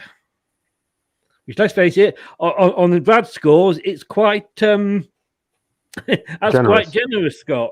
What are you going for with Bubakari? I'd agree with Brad, to be honest. I think he's one of those players that is definitely a box-to-box midfielder. He knows how to shut out opposition in a more central defensive side of things. I don't think it's worked out when we've had the likes of Samari and Ndidi in them positions. I think because they're almost treading on each other's toes more than anything. So I think, a fair assumption would be a 6. Craig, he's not had the season I think most of us thought he was going to. No, I've gone for a 4. I've been very disappointed. I think he's shown up more now. Again, with Ndidi dropping back, I think that is his natural position. I think I've said it on here a few times, Chris. For me, he's a player who performs better when the game's in front of him rather than it going on around him. because he doesn't track runners. I don't think he has that overall awareness of what's going around him. So when he's playing in a higher, more advanced position as a midfielder, players can run off the back of him, and he doesn't show enough desire for me to get back and track back. There's a couple of occasions that I've seen recently for me that I'm not seeing the right level of desire that I want to see in a central midfield player. We talked about KDH earlier and the desire that he shows to not only get around the pitch but to put his foot in, and I'm really, really disappointed. I'm disappointed in his pitch coverage. I think if he's playing deeper, then he doesn't have to do that as much, but I'm not sure I've seen anybody cover so little ground so slowly for a long time, to be honest. I do. This is where I start to question Brendan, because Brendan said he sees him, I think, as a box-to-box midfielder. He's not, no, you know. Never. And you know, he saw Perez as being like the first line of defence when the opposition, you know, are coming out. He's not. So he obviously sees something, but he has shown for me flashes of brilliance every now and again. You know, but not enough. So I've given him a 5, which gives him a 5 average. Now then, our Turkish delight friend. Is he going to be delightful for you? He was middling diddling for Brad and Josh with 6 points each. Craig, what do you think of Mr. Soyuncu? A disappointing 4 for me. And again, you know, that might seem quite low, but I think, again, it's because we know the level that he can play at. And I think he has suffered with not having a solid defensive partnership around him, whether that's a partnership on the left or the partnership to his right as a centre half. And I think he's suffered. His confidence looks shot at the moment. He had a couple of poor games and he doesn't look like he's sort of recovered from it. But we know, again, much like Ndidi, when he's on top of his game, he's a fantastic player. It's not that long ago that people were saying that he would be the one who the big teams were going to come up and try and snatch up. But he just needs to get back to basics in doing the basics well, and concentrating on that level of performance. So a disappointing 4 for me. And Scott? Yeah, I very much agree with Craig on this. I think when he does do the basics, he can do the basics well. But I think what's frustrated a lot of us fans at most has been his way of trying to play these sort of little Cruyff turns and whatever else, and also him not really wanting to play the ball forward and seems more comfortable playing it amongst the backs 4 rather than trying to progress forward, like we all know he can and has done in the past. I'm torn again, so you're not going to be surprised, really. We do, like I say, we do know what he's got, but he had a bad Euros, didn't he? He had a really awful Euros, and that kind of carried on into our season. And we know, in those first few games, I can't go higher than a 4. I've got to agree with you two. It's probably the first time tonight, but 4.8 for Mr. Soyuncu. Luke Thomas, our young protege, gets an 8 off Josh and a 7 off Bradders. Scott, what do you give him? I'm a bit torn with Luke. He's a very good prospect. I think he's almost to a similar standard as what Ben Chilwell was when he was with us. He can be frustrating at times. So for me, I'm going to go with Brad, and I'm going to go with 7. 7. Craig. 7 for me as well. I've been impressed with him this season. Yes, he has got a little mistake in him now and again, and he needs to work on his sort of awareness again. But he doesn't get caught out like he did last season with balls dropping over the top of him as much. There's still the odd error in there and a missed touch or a misplaced pass or whatever. But what I really like about him is there doesn't look to be much on him, but he's a tough little lad, and he does put his foot in. We've seen it a few times. I think for one of the goals against Newcastle, it may have been the fourth one, where he stepped in and robbed the ball that was being played down the line. So he does like a tackle. I like him. He got smashed by Jota yesterday. I know that should have been There should have been VAR and a red card. I'm sorry. Yeah, I mean he doesn't, but he gets up and he gets on with it, and I like him. I saw an interview with him after the game last week. Speaks very well, and I think there's a real prospect here. So 7 and upwards. I think he's on an upwards trajectory. Yeah, I can tell you now. I didn't know this until my son told me, but apparently his mother is in the group. So whether she watches these or not, I don't know. But I think he's an absolutely fantastic player. And, hello, Mrs. Thomas. I know, all joking aside, I think he is. And I think we would have struggled a lot more without him. And I think the fact that you've got a player like, and this is the highest compliment I can give him, an experienced player like Ryan Bertrand, who he is keeping out the side, because, if we didn't have Luke Thomas and then you'd got the injury to James Justin, you're probably thinking it is probably going to be Bertrand that's filling that position most games. And I think the fact that he's keeping him out, and I think most people would say, would you want Luke Thomas or would you want Ryan Bertrand? And I think we can see from the scores which way we'd go. So I'm going for an 8, and not just because his mother's in the group. Now, Terry says, here's a quick way to get your average. Take your scores added up and multiply by 2, then put the decimal point in. Really? Should we try that?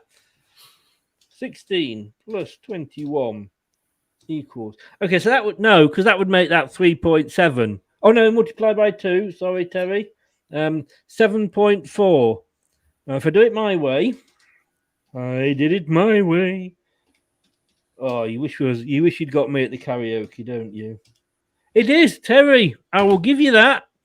It's no quicker than the way I was doing. I'm pressing the same number of buttons, but thank you for that. Yeah. Oh, Yuri Tillemans. What can we say about Yuri Tillemans? 8 from Josh. 9 from Brad. Craig, your little quarterback. Yeah, but for me, this is very much a Schmeichel scenario. It's a 6 from me, and that's based on the heights that we know that he can be, and it's all down to, for me, his injury and the fact that he's not come back at the same level. I think he's still finding fitness. I love Tillemans. I think he's a fantastic player. I don't think we'll get him. I don't think we'll keep him. I think he's destined for bigger and better things. I love his commitment. I love that he's a winner. He wants to win, and that's probably what will take him away from us. But just on the consistency of 90 minutes at the moment, based on the levels that he has been at previously, for me, on half a season, I can't really give him more than a 6. Oh, I think we're going to disagree on this one, young Craig. Scott, what do you think? I think we are going to disagree. I understand where Craig's coming from, and I understand with his with the injuries that has been sustained throughout the team. But I think Tillemans has just been so pivotal to how we've played on a number of games this season that, to have him out of the side has been devastating for us. He has had a few games where he's probably not been to his level, and I understand that with the amount of games that he's had to play within the last couple of years, really. For me, I'm going to go for an 8. Right.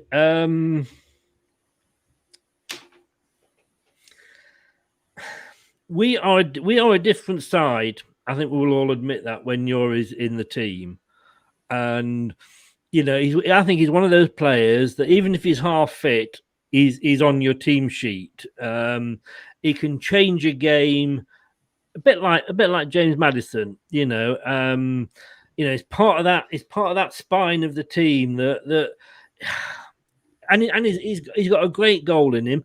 He's been injured.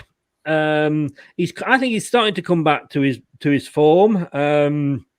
Got a great goal against Newcastle, but then maybe getting a goal against Newcastle isn't the hardest thing this season. Craig's going to give me a look of disgust now for what I'm going to do. But I mean, I gave Marty a 10 earlier, and I've got to do the same to Yuri. Sorry, but I just think when he is part of the team, we just look different. We just look different, and I think we are going to miss him when he goes. Any thoughts, Craig? Do you think I'm stupid?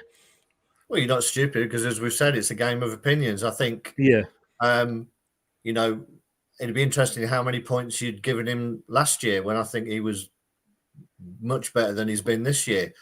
And I'm just judging it again based on the levels that he's reached. I don't think he's reached those levels, so there's no way that I could give him.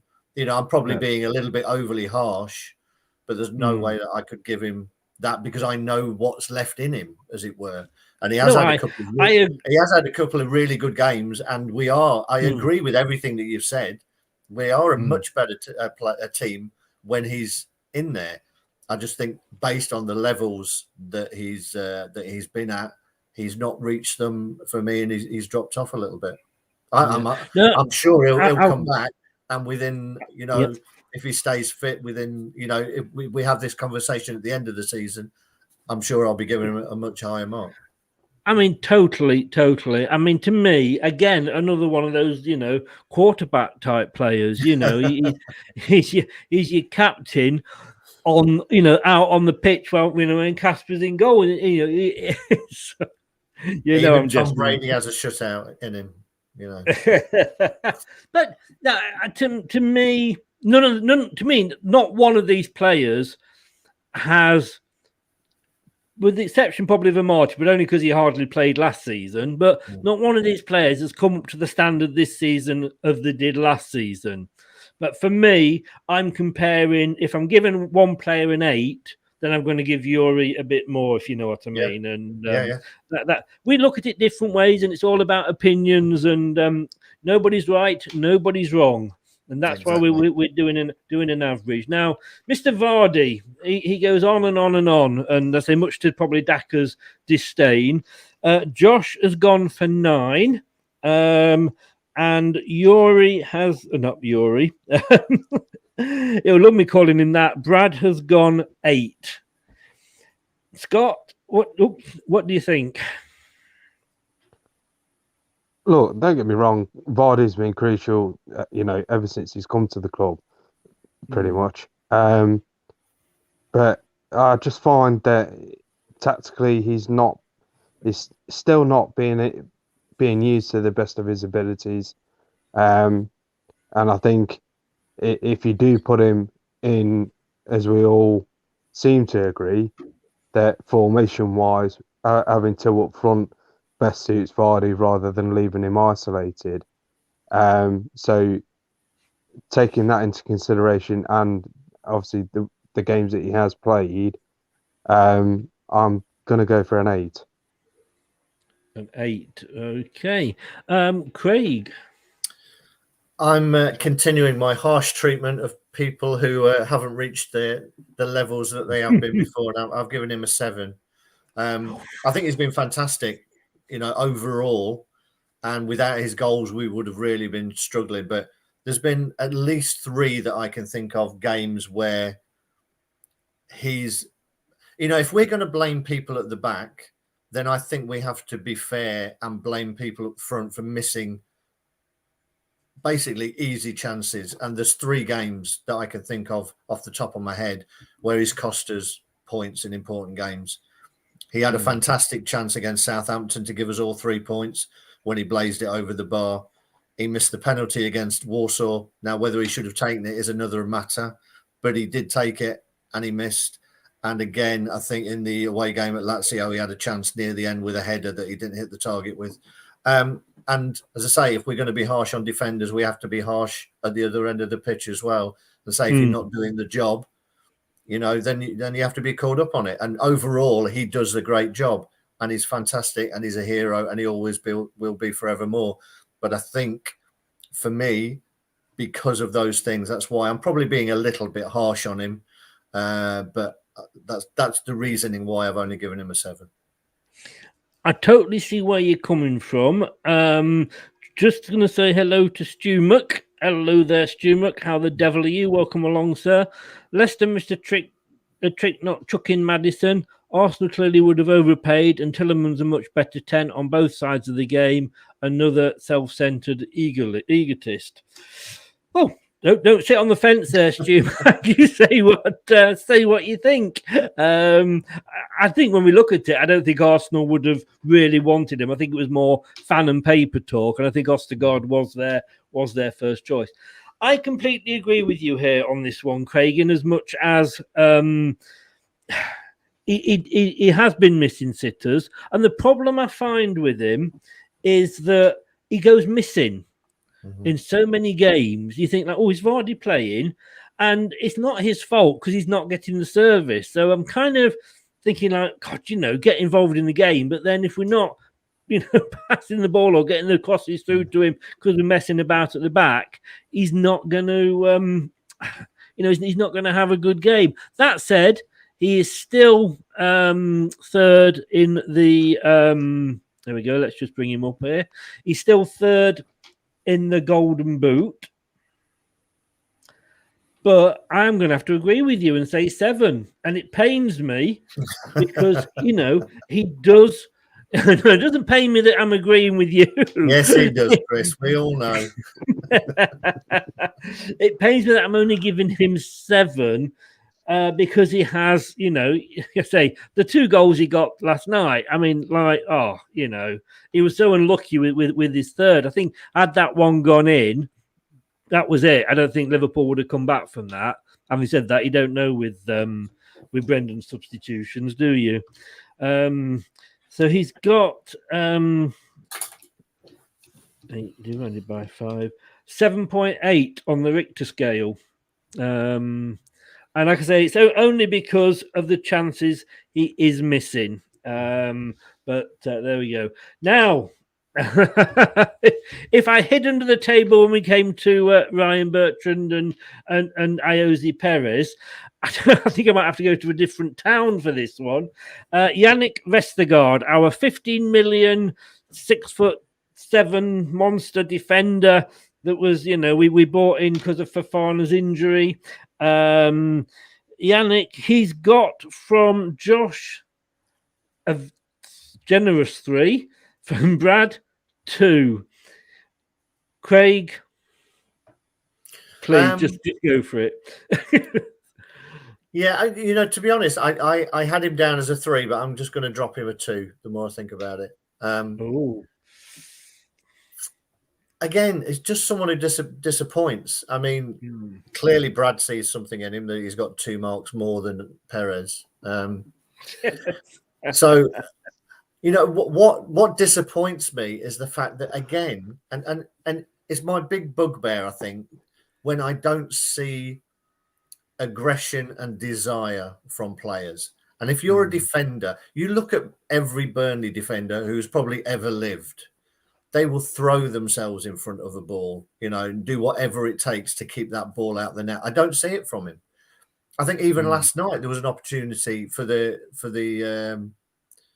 I think it was the equalising goal, or either that or the Jota one. I'm not sure.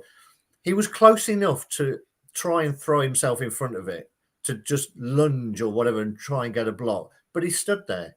And this comes back to, I think he wasn't looking too bad in the early games, but then I put it down to that Napoli game where he came on. He was brought on for another masterclass by Brendan in protecting a lead. And again, he got the ball flicked over for him for the first goal that was scored and went missing on the second. So I don't see, for someone who's that big, I don't see any aggression from him. And when I look at it, I think it's a Scandinavian thing. I can't think of many Scandinavian defenders who are aggressive, particularly aggressive. I think they like to try and play football, but I don't see the aggression that comes with them. I'm sure there's a few ones that people could point out and tell me I'm wrong, but I want to see more aggression from a 6'7" centre half. I just don't see it. So was it him last night? Sorry, was it him last night? There was somebody that had their hands behind the back for the last good equaliser and had turned side on, which annoys me. And that was Vestergaard. Well, that was Vestergaard, was it? Yeah. It annoys me so much. Like, you're a defender.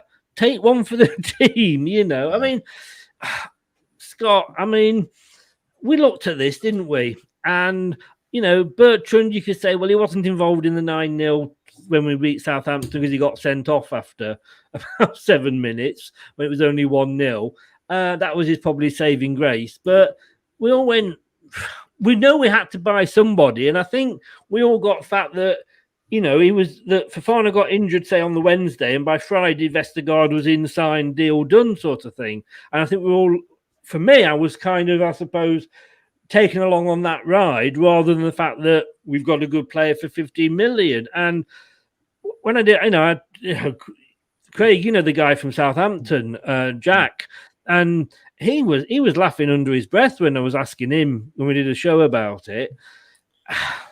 I think just to put another penny in there, I think Vestergaard is a good ball playing centre half. So if you're in control of a game, I think he could do a decent job. Someone did a fantastic piece on his performance when he was at Southampton against Man City, and his passing out from the back was great. But once he's under pressure, and if you're in a team that is inviting pressure on, he's not the man to have in there. And the way that Brendan has been using him is to bring him on to try and close out a game. As I say, he did it yesterday and he did it against Napoli, and we gave up 2 goals in both games to essentially draw 2 games that we were in control of. So again, a lot of it comes down to Brendan's mismanagement of him for me. And so there was a ball playing centre half in there, but that works for if you play for Man City or someone like that. If you say I'm going to throw him in there and invite pressure on, totally the wrong guy. Cost us the game yesterday, Scott, when he was brought on. I think he was one of a couple of players that cost us the game. I think he's never been one that's inspired me since he's come in. You know, to me, he's one of them players that, like Craig has said, and I think you said as well, it doesn't show any fight when he plays. He doesn't show any passion when he plays. And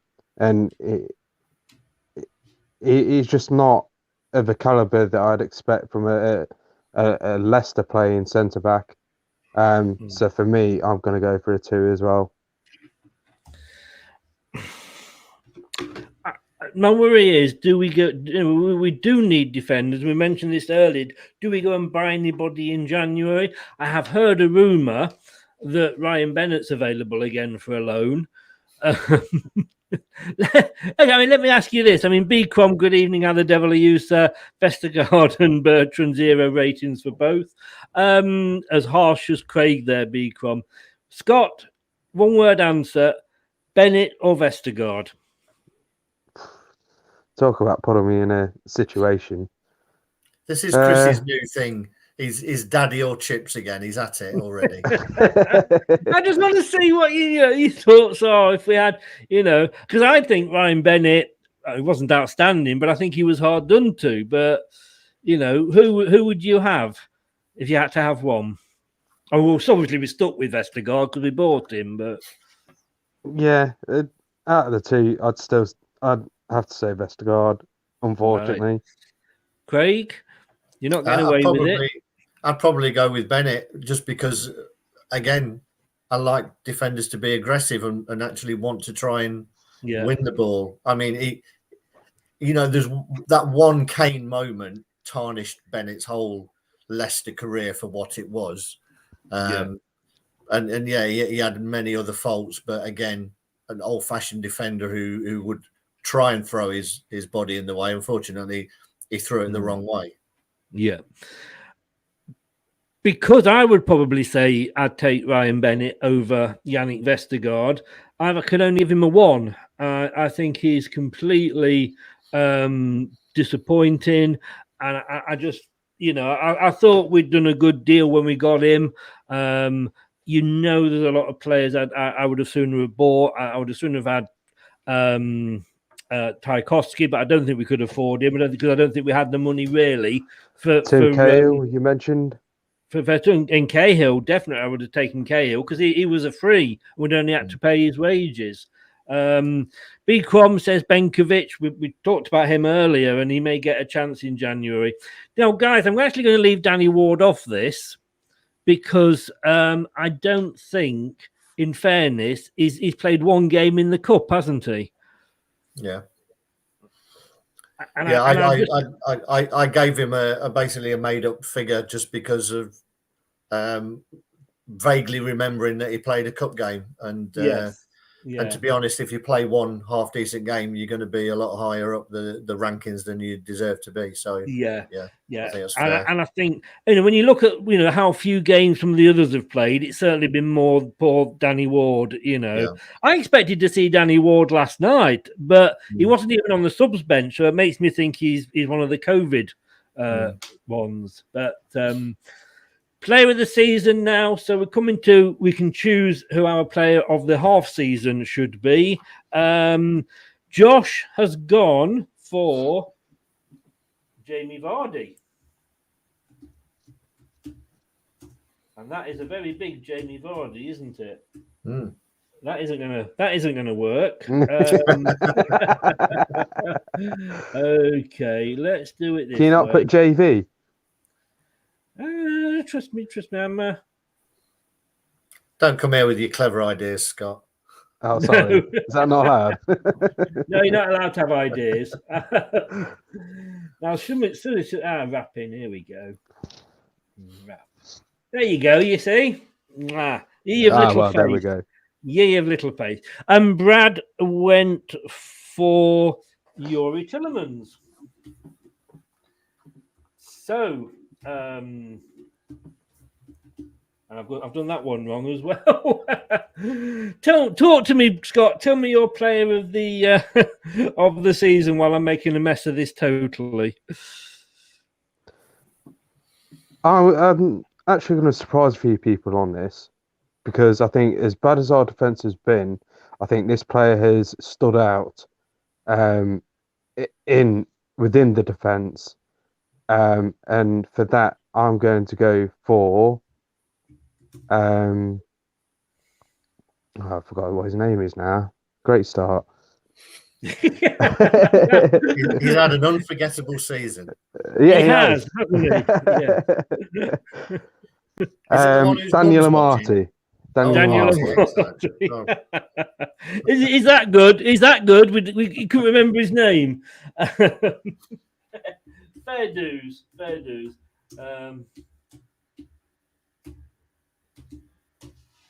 I need to wrap that as well, I think. Craig. Well, the highest marks I gave anybody, I gave 2 people an 8. And that was Madison and Patsendaka. And I think I'm just going to give it to Daka just because of how he's adapted, how he's shown that there is potential life after Jamie. And the fact that he's contributing with his assists.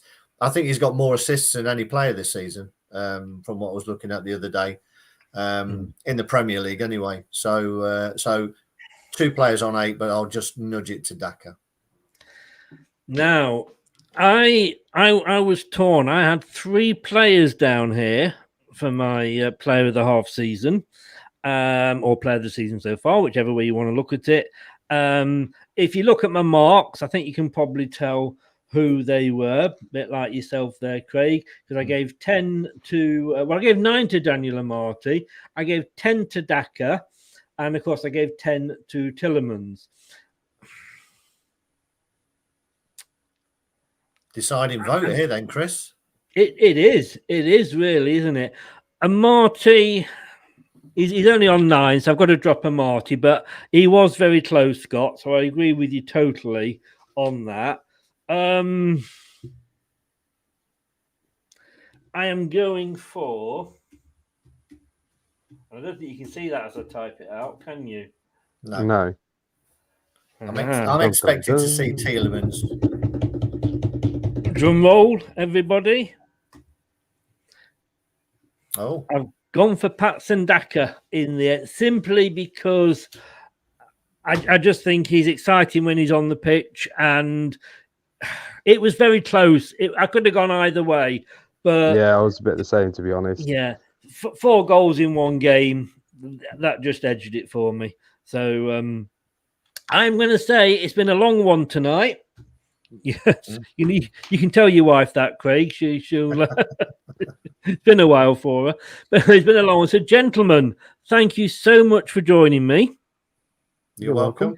And I want to in Tamden there, and I just want to say as well to Josh and to Brad and to the guys that sort of like Alan Bennett and Bruyne, who does my match reports. Thank you so much for all your help and support this year.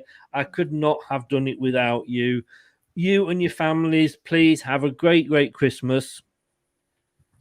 And I will see you between Christmas and the New Year. Yeah, thanks, Chris. I'm going to say, sorry, Scott. Merry Christmas to everybody who's watched this, whether you've watched it for 1 minute or sat through the whole show, and everybody who's supported the channel there all season. And for Scott and Brad and Josh and everyone else who's dipped in, and obviously particularly to Chris, who holds the whole thing together like glue. So I wish you all a very Merry Christmas, and we'll see you again very shortly. All the best, Craig. Have a good Christmas, mate. Take care. Cheers. Thanks, everyone. Cheers. Thank you.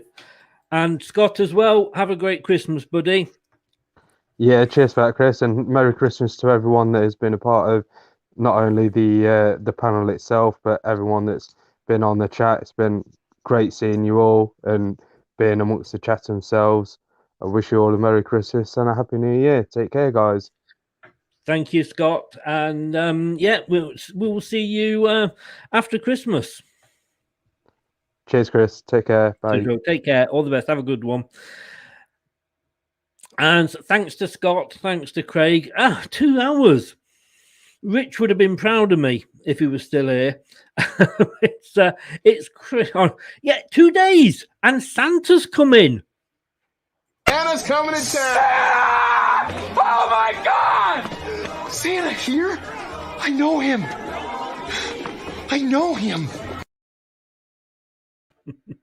Guys, have a great Christmas. Thank you for all your support. If you've been watching it on YouTube, thank you. On Facebook, Twitter, thank you as well. Please, as I say, don't forget to subscribe.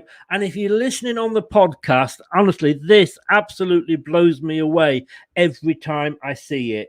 Over 14,000 plays in 13 months on the podcast. Obviously, what it tells us is that you prefer to listen to us than see us. I don't blame you at all. We cannot all be the old silver fox like Craig or the young technical handsome one like Brad. So you obviously prefer to listen to us. 14,000 on the podcast. It's amazing. It's on Spotify. It's on Apple. It's on Google. just search Leicester Till I Die podcast on your favourite podcast platform. Have a wonderful Christmas. I do hope Santa comes for you. Hope he empties his sack and fills your stocking, and that you get what you want. And here is to a lot better New Year as well. Merry Christmas, everybody.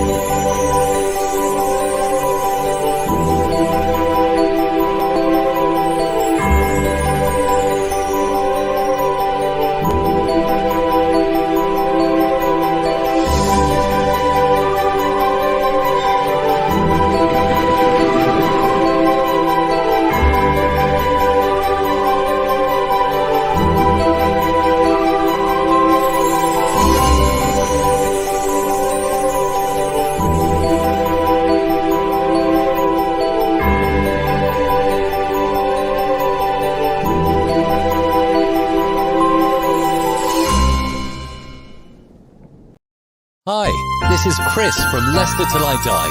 Thank you for watching and listening. Have a very Merry Christmas and Happy New Year. Don't do anything I wouldn't enjoy.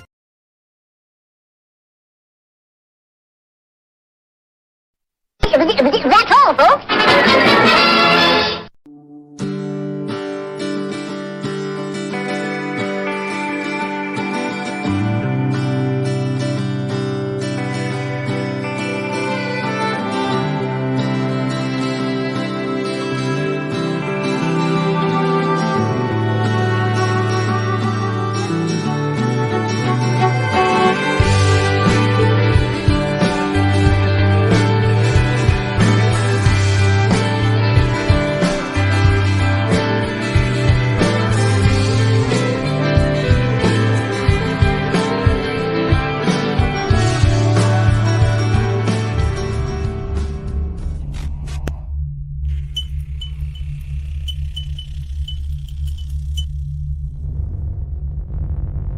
Some people are on the pitch, they think it's all over.